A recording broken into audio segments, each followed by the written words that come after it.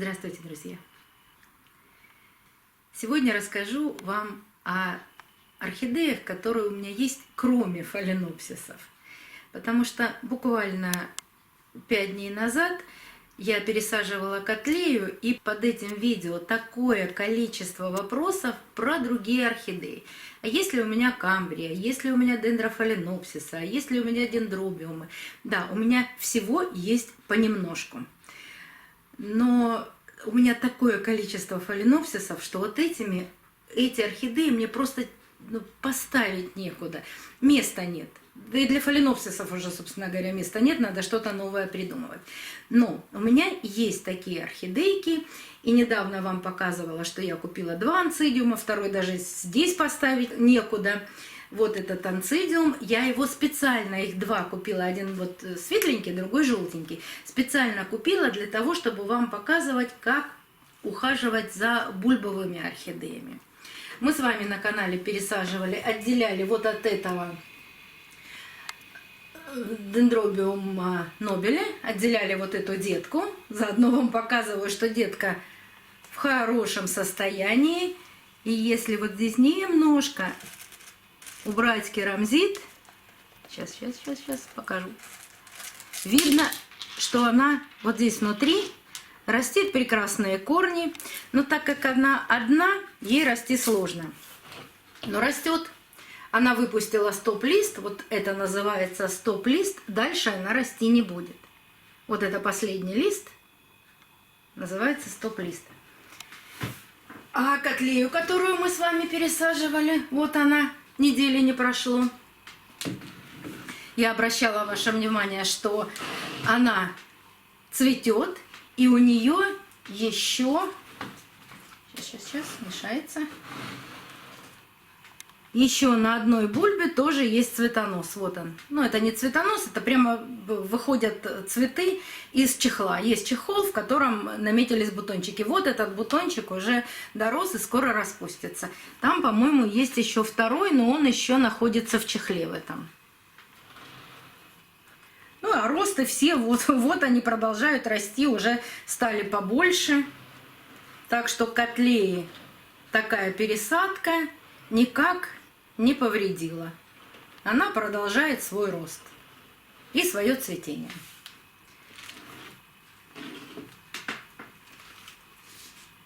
Еще у меня есть, тоже покупала луциночку, дендрофаленопсис. Тоже покупала для того, чтобы вам его показать. Но вот до сих пор еще не показала. Я покупала его осенью. Кот успел погрызть листочки. Если где-то есть черные крапинки на листочке и на этом, у меня коты очень любят вот именно такие котлеи. Вот эти, в общем, бульбовые растения они любят. Никогда не трогают фаленопсисы, но эти листы их чем-то привлекают, и они любят вот погрызть. И вот на таком росте они погрызли. Здесь тоже появился новый ростик, поэтому пересадку, скорее всего, я вам покажу. Но вы же спрашиваете, какая разница в уходе между фаленопсисами и такие... вот еще, покажу еще одно. Какая разница в уходе между фаленопсисами и вот такими орхидеями? К моему стыду я не помню, что это у меня. Камбрия, не камбрия, выпустил цветонос, поэтому как расцветет. Я его так давно покупала, он у меня цвел один раз. Я помню, что какие-то коричневые цветы. Скорее всего, камбрия. Но просто не помню, фотографии не осталось. Но мы с вами потом посмотрим, как зацветет, поэтому разберемся.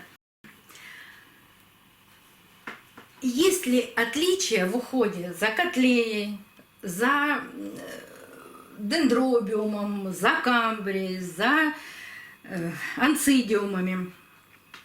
Эти растения отличаются даже друг от друга. То, что у некоторых есть просто бульбы, у некоторых есть, как у котлей, называется псевдобульбы, у дендробиумов называются кейки. Но это все практически не важно. Они соединены все одним типом ухода, и у них один общий признак.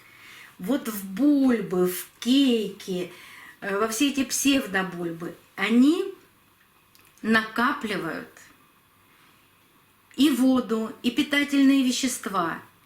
И все, что они могут накопить, они именно накапливают вот эти толстенькие бульбочки или в кейки. А фаленопсисы наши, они накапливают все это в листики. Здесь листики не играют этой роли. Здесь играют роль вот эти бульбы, псевдобульбы. Поэтому за ними, ну, вот между этими всеми, которые у меня сейчас здесь стоят, практически разницы в уходе нет.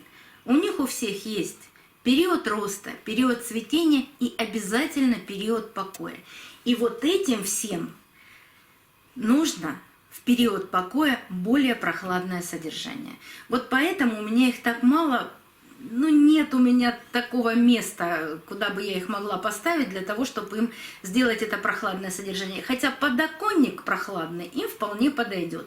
Они выдерживают там 15 градусов, и для них это, для нового цветения, для выпуска новых бульб, для них это очень хорошо. А все остальное, да практически все то же самое.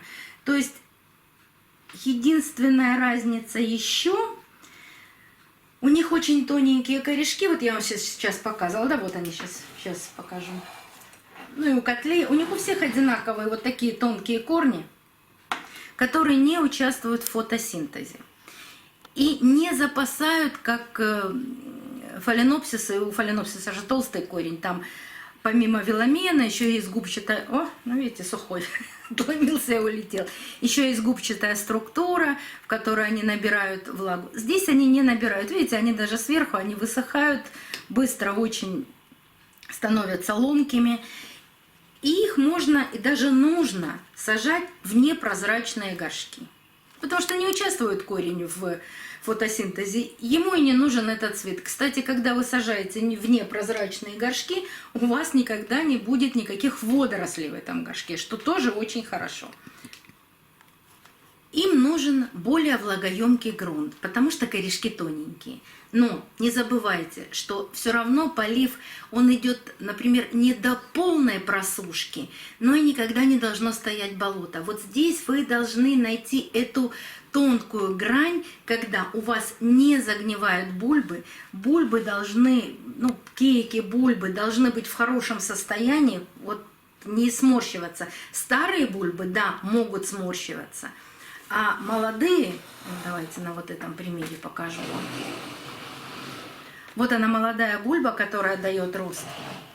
Она должна быть всегда вот в таком идеальном, плотном, хорошем, напитанном состоянии. А старые бульбы никогда не нужно, вот отцвела, отросла, а вот эти сбрасывают эти листики. И старые бульбы никогда не нужно убирать, потому что старые бульбы, ну вот они так устроены, они питают следующую бульбу. То есть эти материнские бульбы, вот когда они сами решат, что все, она все питательные вещества отдала новому росту, цветению, она сама превращается, знаете, в такую, ну, почти кашу и сгнивает. Тогда ее можно убрать. И даже вот такие лысые бульбы убирать нельзя. Она никогда не процветет с этой старой бульбой. Эти все растежки, они цветут один раз вот отсюда или отсюда, ну или вместе. Ну как будете поливать, как будете удобрять, так и зацветут. Вот у меня она пустила один рост. Когда идут вот такие листики в гармошечку, это значит был недостаточный полив. И вот этот период покоя, который должен быть в прохладном помещении. Как определить, начался период покоя или не начался период покоя? Вот после того, как она отцвела, это после периода покоя, она выпускает цветонос. У зикопиталума немножко не так, там наоборот, он сначала выпускает цветонос, потом растит бульбу, но это все равно выпустила цветонос, значит закончился период покоя. Как только наметился цветонос на этом, Вот, кстати, сейчас покажу. Вот он, цветонос.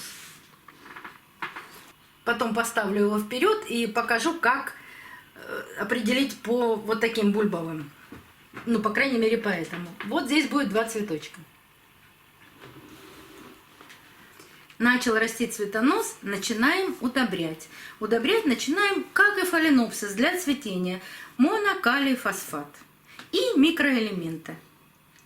Удобряем, удобряем, удобряем. Он у нас зацветет, зацвел, перестаем удобрять. После того, опять же, вот эти все мельтонии, камбрии, брасии, вот это все одинаково. Зацвел, перестали удобрять, отцвел, начинаем удобрять для роста, то есть с азотным удобрением. И он вот отсюда, сейчас покажу.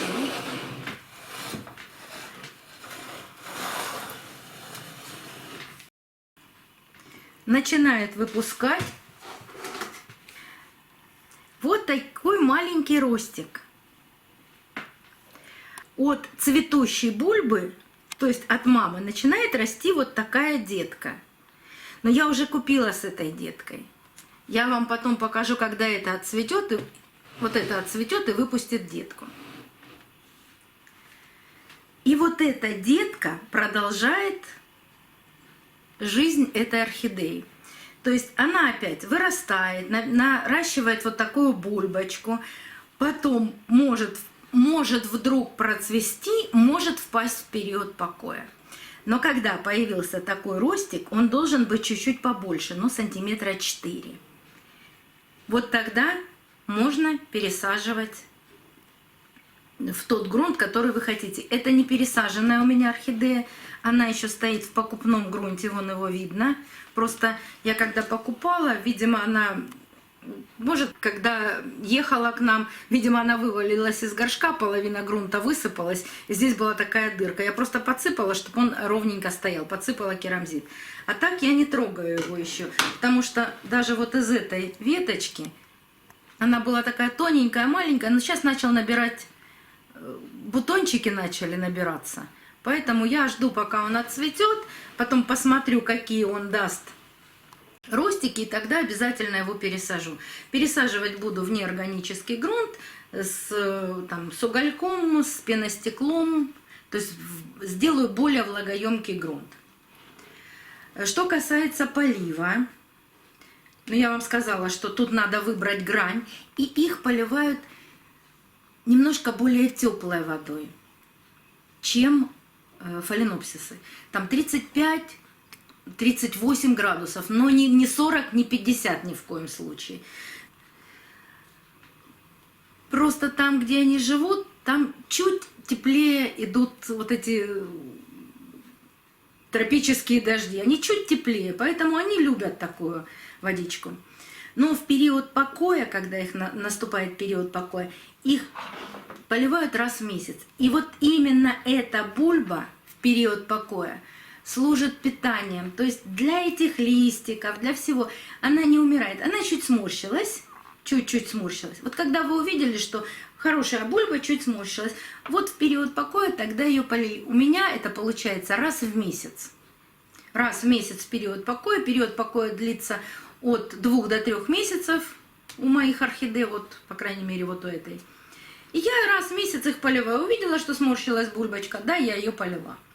Ставлю или на подоконник, или на балкон. У меня там более прохладное место, но все равно я не могу выдержать именно той температуры, которая им нужна. А так больше ничем не отличаются. Вот они именно вот этими бульбами все и запасают. Посадка должна быть высокая. Ни в коем случае бульбу нельзя закапывать туда, утапливать в грунт, потому что тогда бульбы начинают гнить. И вот эти все растения не опрыскивают. Вот этим плотным листьям, этим толстым бульбам абсолютно не нужно ваше опрыскивание. Да и фаленопсисам оно в принципе не нужно. Как вы себе представляете, после опрыскивания протереть вот эту пазуху, которая может загнить? Вот как туда добраться? Да никак. Поэтому не нужно им это абсолютно все. Не надо делать того, что цветку не нужно. Если у вас есть увлажнитель воздуха, замечательно. Если у вас нет увлажнителя воздуха, намочите какое-нибудь полотенце и положите на батарею. Пусть это полотенце просыхает, оно будет оно будет увлажнять воздух в вашей комнате. Если и этого нет, ничего не делайте. Не надо этого ничего делать. Абсолютно прекрасно. Вот у меня стоит на подоконнике, причем подоконник на балконе, вроде бы как и прохладно, но снизу батарея. То есть радиатор отопления. Вот все прекрасно, никогда не опрыскиваю. Никогда. Я хочу вам показать вот этот старый дендробиум нобели. Я вам уже говорила, что начнется новый рост и пойдут. Я обязательно это пересажу, потому что он у меня в какой-то строительный керамзит посажен. В горшок уже там зеленый. Мне это все не нравится. Для меня это не эстетично. Но это тоже кот покусал. Как здесь определить, когда начать поливать его? Сейчас я вам покажу, что он делает. Вот удивительно. Все говорят, что на старые, вот без листиков, это очень старые бульбы. Им уже года по 3-4 этим бульбам. Они уже сбросили листики. Они сбрасывают листики, когда бульба стареет. Желтеет лист, сбрасывает. Это тоже нормальная жизнь для этого растения. Когда же начать поливать? Смотрите, откуда здесь начинают расти цветочки. Цветочки или вот в междуузелье начинает вот такой маленький, вот он, малюсенькая начинает расти шишечка. Во что превратится эта шишечка, мы никогда с вами не знаем. В одном случае у меня эта шишечка превратилась в 2 цветочка. В другом случае, сейчас покажу, поверну. Вот так, наверное, видно будет, да? Видно? В другом случае у меня эта шишечка превратилась в новый ростик. Причем им всего 2 недельки. И вот этот новый ростик, сейчас поближе камеру поднесем, этот новый ростик уже вот растит корешки. Вот они, 2 маленьких корешка. Растут они действительно, когда начинается рост или цветов, или деток, они растут очень быстро. И вот как только вы увидели вот это, даже набухание вот такое может быть, вот оно, вот маленькое набухание. Вот тут надо начинать удобрять для того, чтобы появились, ну, если будете с монофосфатом, скорее всего, появятся цветы. Я пропустила этот момент далеко, он у меня всегда стоит, мне всегда не до него.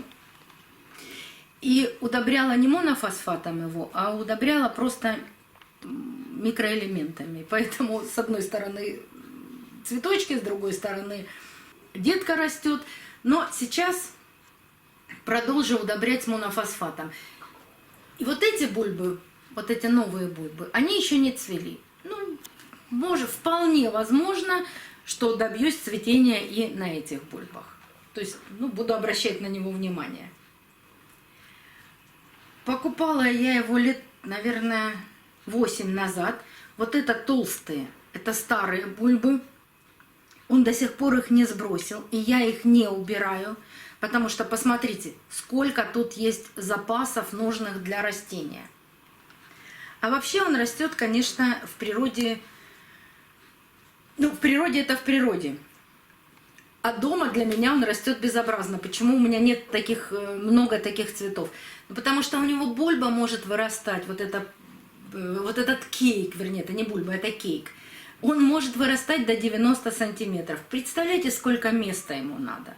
Иногда просто не находится такого огромного количества места. Я его даже стянула строительной стяжкой для того, чтобы как-то его поставить вверх. Потому что если я сейчас стяжку уберу, вот эта бульба ляжет. И сейчас вот от этих новых бульб, я даже могу вам уже показать это. Вот здесь начнется новый рост. Вот наметился новый рост. новый рост он тоже пускает от прошлогоднего кейка. И когда он отцветет, и опять же этот ростик вырастет там сантиметра 3-4, тогда я его обязательно пересажу. В общем-то, они несложные в уходе, но время все равно приходится уделять. Но уход вот за всеми этими, то, что я вам сейчас показала, ну, практически одинаковый. Немножко отличается от фаленопсисов. Но если как-то приспособиться, все становится понятным. Они начинают расти, цвести, жить. Ну, только в период покоя как можно меньше поливайте. Он должен отдохнуть. И тогда он, вот в этом отдыхе, он каким-то образом набирается сил. Что он там перераспределяет? Опять же, из этих бульб он куда перенаправляет свои соки? То ли в ростики, то ли в цветочки. Ну, как-то эта орхидея делает. Ну, как? Делает. Так что имейте в виду, им просто нужен период покоя. А когда вы начинаете поливать обильно в период покоя, думаете, что вот он отцвел, и он должен там вырастил рост. А, да, вот. Вот он у меня вырастил рост. Вот этот. И он не растет сразу, вот эта бульба не растет. Он просто вот так выпускает листики. Потом он набирает бульбу, вот эту, выращивает вот эту толстую, запасает в эту бульбу все, что ему нужно, и замирает. И вот тут вы думаете сразу, ой, что-то тут случилось, он не растет. И начинаете его обильно поливать. Вот это самая большая ошибка в уходе за всеми этими орхидеями. Если он набрал эту бульбу и остановился, замер, значит, наступил период покоя. Не трогайте его. Поливайте. Вот подморщилась бульба, полили. Стоит нормально, не трогайте. И это может продолжаться до 3 месяцев. А потом получите вот такой цветоносик. Если еще остались вопросы, пожалуйста, задавайте. Потому что, ну, все рассказать в маленьком видео, это просто невозможно. Я с удовольствием отвечаю на ваши вопросы. Поэтому жду ваших, как всегда, жду ваших новых вопросов. До новых встреч! Увидимся на канале.